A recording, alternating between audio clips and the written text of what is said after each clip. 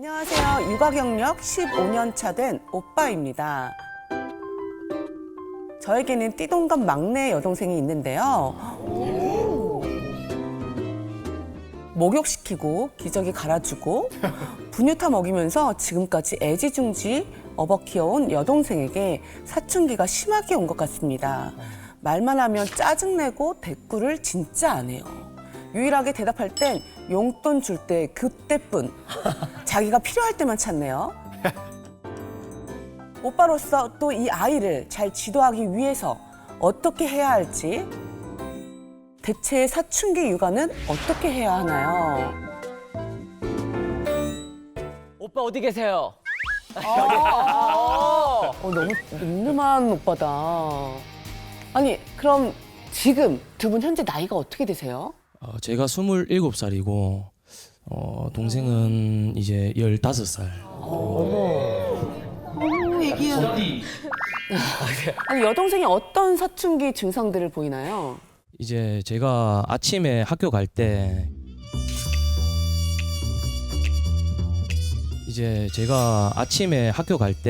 그럴 때 이제 동생이 있으면 제가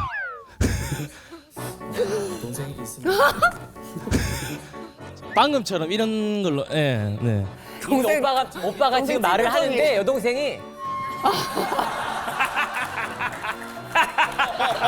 마음에 안 들어.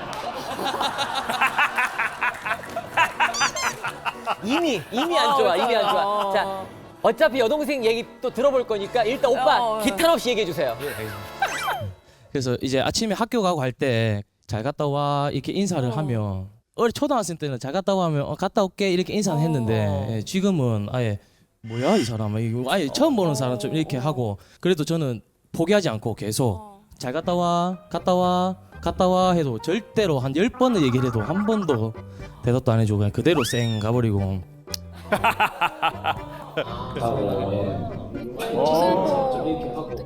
그래서 제가 한 번은 이제 주변에서 용돈 줄게라는 소리를 하면 본다라는 얘기 있어가지고 자야 용돈 하니까 갑자기 손만 이렇게 딱 이렇게 해주고 하는 그래서 장난이다 잘 갔다 와 하니까 그냥 그대로 또 쌩.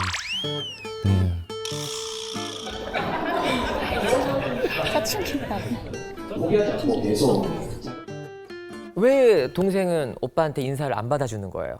제가 좀 지각을 많이 하는 편이긴 한데 늦었기도 하고 바쁘기도 한데 자꾸 말 걸면 짜증도 나고 바빠 죽겠는데 자꾸 잘 가라고 여러 번 인사하고 그러니까 좀 귀찮아가지고 귀찮아가지고 잘 가. 나도 좀 짜증 나더라고. 나 약간 이해 조금 되는 게 있었어 솔직히 말하면. 동생분도 적지 않게 큰오빠 때문에 좀 힘든 게 있을 것 같거든요. 어떤 게 힘들어요? 그 방문을 갑자기 벌컥 열고 들어온다던가 노크도 없이? 네 아니면은 와서 잔소리만 하다가 간다던가 약간 자기도 안 하면서 약간 방 치워라 이러고 아니면 네 지각 아니냐 빨리 가라 이러고 진짜 육아는 그러니까 이게 참 아버지와 딸도 아니고 오빠 반, 약간 작은 아빠 반 같은. 동생 목욕할 때 발꿈치로 막 온도 체크도 이런 것도 하고 그렇죠. 분유 이런 거 이렇게 다 놓고 그럼 집에서 지금 남매 두 분만 계신 거예요? 아니 저 남동생도 한 명 남동생은 이제 24살 있고 그다음에 이제 막내 삼남매 이렇게 있습니다. 또 남동생은 약간 조금 호리호리하고 이렇게 약간 여성스러운 그런 게 있어가지고 남동생은 여동생이 잡아먹어요. 그래서 아무래도 제가 조금 착하게 생긴 편은 아니라서 그래가지고 또 제가 얘기하면 이제 잘 듣고 예를 들어서 밖에서 놀고 있으면 저녁 시간 좀 늦어지고 이러면 그 남동생이 저한테 SOS를 해가지고 이제 형 동생이 집에 안 간대 하면 알았다. 제가 전화해서 집에 가라. 이렇게 바로 이제. 바로 들어. 말 잘 듣네. 이런 식으로. 말 잘 듣는 거 아니에요? 그런데 이제 그렇게 하고 나면 뒤에 후유증이 이제 완전 아예 모르는 사람 한 며칠 동안 아예 모르는 사람처럼 이렇게 하고 근데 지금 이 사연이 여동생을 너무 예뻐해서 얘기를 하신 것 같은데 이렇게 말 잘 안 듣는데도 어떤 모습이 그렇게 예쁘세요? 그 아기 때부터 제가 이렇게 보고 했으니까 그냥 귀엽고 너무 그냥 그때처럼 이렇게 막 같이 막 할리갈리 하면서 약간 막 부루마블 게임 이런 거 하면서 예 얼음 깨기 막 이런 거 하면서 같이 놀고 싶고 한데 우애가 좋대요. 근데 큰 오빠는 여자친구가 예 아직- 저는 없습니다. 아직. 예. 아. 모든 게 다 이해가 되는 부분도 없지 않아 있는데. 자, 동생분이 봤을 때 오빠는 어떤 여자를 만나야 될 것 같아요? 오빠랑 유머 코드 이렇게 잘 맞고 서로 장난도 잘 칠 수 있고 오빠의 성격을 약간 좀 받아줄 수 있는 그런 여자를 만나요. 그럼 오빠 자랑 좀 한번 해주세요. 또 어딘가에 왜냐면 어딘가에 있을지 모를 우리 올케 언니를 위해서.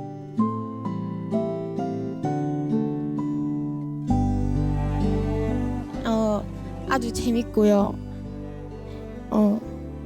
옆에 있으면 이제 그 조용하지가 않아요.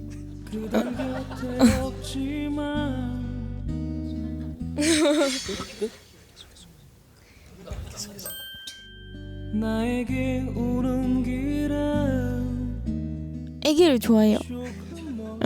그리고 약간 오빠도 아직 약간 애기 같아서 약간 초딩 같아서 약간 맞는 것 같아요. 애기들이랑. 아기들이랑 맞는 것 같다고요? 뭐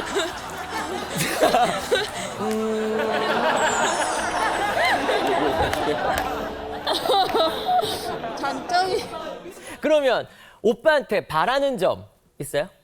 약간 이벤트 같은 걸 좀 많이 해줬으면 좋겠다. 이벤트? 어떤? 그냥 약간 아무 날도 아닌데 그냥 선물을 사온다던가 용돈을 갑자기 막 찔러준다던가 약간 이런.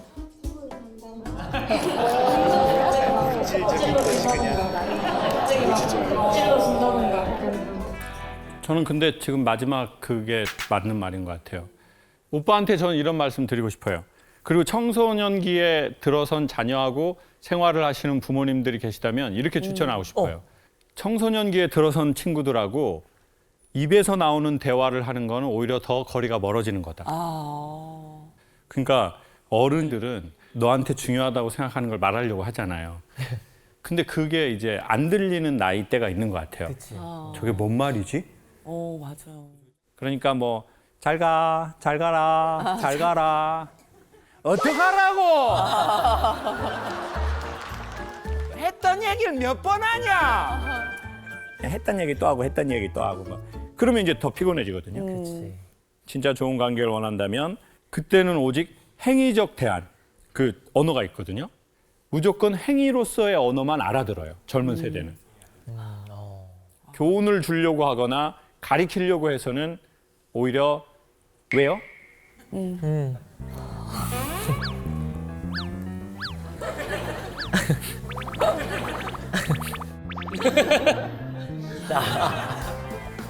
그러면 이길 수 없다. 맞아.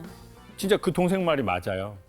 여동생이 되게 좋아하는 거를 주는 게 그게 물건을 주는 게 아니라 그거는 언어거든요. 영혼의 언어가 있는데 그건 행동이래요. 그러니까 진짜 소통하고 싶다면 입으로 나오는 말은 거의 의미가 없어요. 우리 지금 동생 오빠가 뭐 이렇게 사주면 좀 감격할 것 같아요. 요즘에 필요한 거 뭐 있어요? 구찌. 요즘에 필요한 거 뭐 있어요? 누가 뒤에서 샤넬이라고 얘기했죠? 에어팟. 에어팟. 오빠는 지금 귀여워. 오빠는 지금 동생의 얘기에 대해서 어떻게 생각해요? 그 사줬는데 잊어버려가지고 안 그래도 어제 올라오면서 이제 저는 에어팟 꽂고 동생은 이어폰 그 줄 있는 거 꽂고 했는데 이제 제가 그러면 금방 또 사주도록 하겠습니다. 멋있다 오빠. 저런 오빠 있었으면 좋겠다. 그러니까.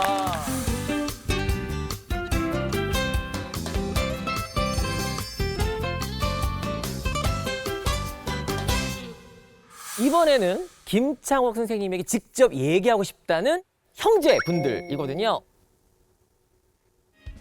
여기. 아, 네. 닮았다. 자, 선생님께 직접 얘기 좀 해주시죠. 저희 형이 이제 13년 차로 일하고 있는 이제 산부인과 전문이고요. 저는 10년 차로 일하고 있는 소아청소년과 전문의 의사인데요.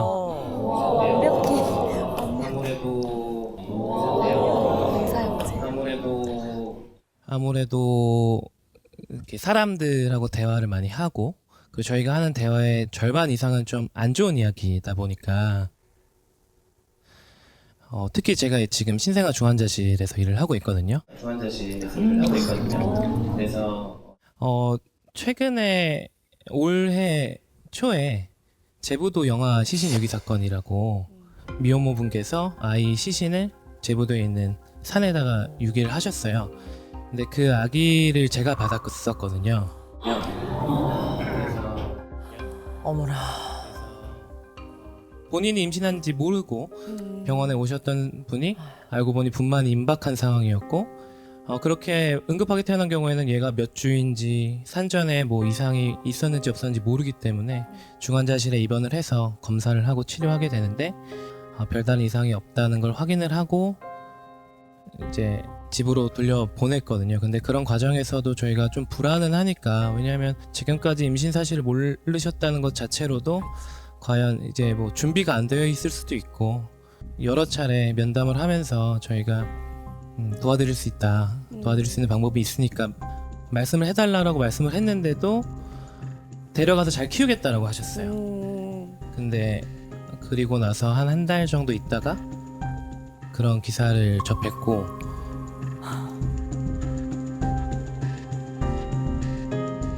한 3년 전쯤에 이제 제가 어떤 아이를 진료를 했는데 아동학대가 의심되는 상황이었어요. 그래서 경찰에 신고를 해서 이제 조치를 하려고 했는데 이제 제가 신고한 거를 신분을 노출을 해버렸고, 그래서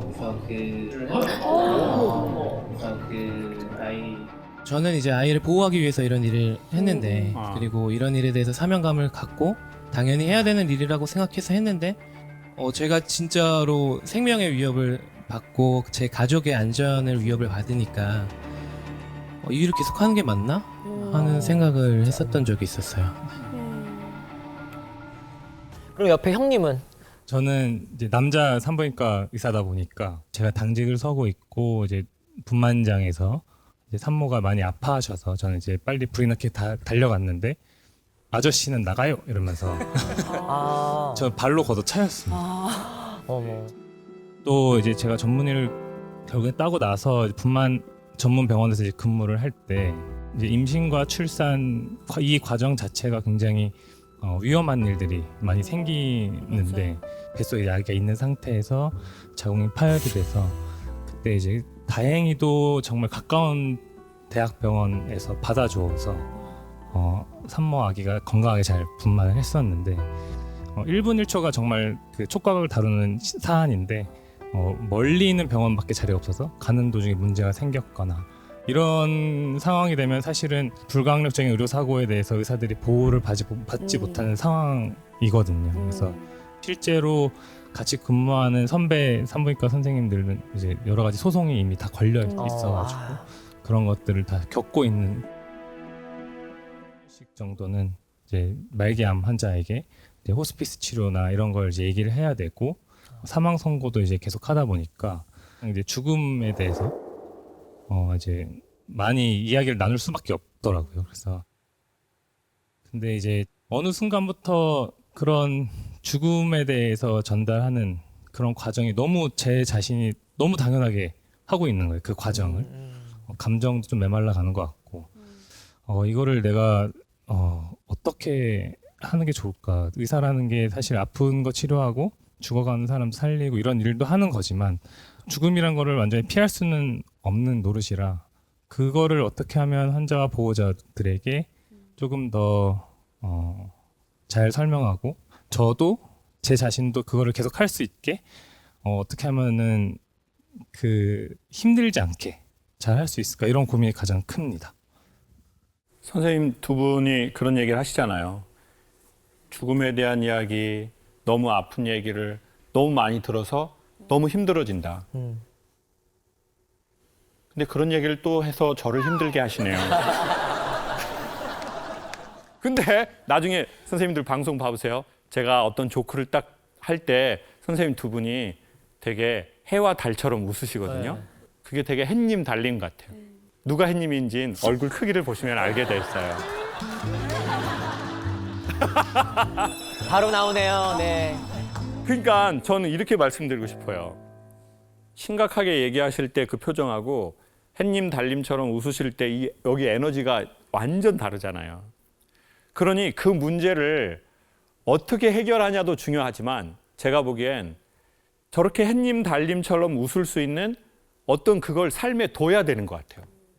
나를 그렇게 웃게 하고 나한테 에너지를 충전하게 하는 나만의 그것을. 저는 그게 솔직히 말하면 환자 살리는 것보다 더 우선순위라고 생각해요. 선생님들이 반복해서 사람을 살리려면 선생님이 먼저 살아야 되거든요. 그러면 나를 살리게 하는 게 뭐지? 나를 이렇게 햇님처럼 에너지 나오게 하는 게 뭐지? 근데 어느 날 강연을 갔는데 가톨릭 재단이었어요. 원장님이 수녀님이시더라고요. 끝나고 키가 너무 작고 정말 몸이 호리호리하신데 수녀님 옷을 입으시고 저한테 오더니 강사님 오늘 강연 너무 좋았고 제가 식사 모셔야 되는데 지금은 제 기도 시간입니다. 그러더라고요. 저는 기도 시간 이런 말 잘 좀 생소하더라고요. 근데 그날 되게 저는 제 인생을 두고 전율을 돋을 만큼의 무언가를 배웠어요. 병원이 꽤 크더라고요. 병원에 일이 얼마나 많겠어요. 근데 이 병원을 운영하시는 힘이 어디에서 나오는지 그 순간 전율로 느끼겠는 거예요. 지금은 당신의 뭐라고요? 기도하는 시간이래요. 그래서 그 어떤 유명한 사람이 오거나 권력에 있는 누가 오거나 어떤 행사가 있더라도 자기의 우선순위는 기도하는 시간. 기도하는 시간이라. 사람들을 살리려면요. 선생님들만의 기도의 시간이 무조건 강추입니다.